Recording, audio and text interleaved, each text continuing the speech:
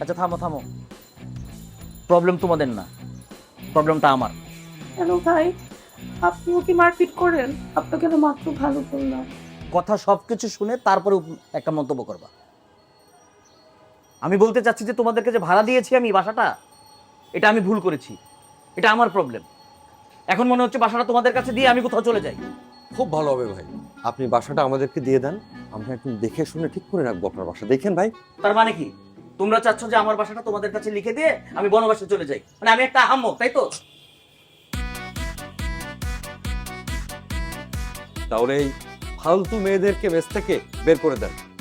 আমি কিছু শান্ত ভদ্র কিছু ছেলে নিয়ে আসি, আপনি দ্বিতীয় তলা না ছেলেদেরকে দিয়ে দেন ভাই।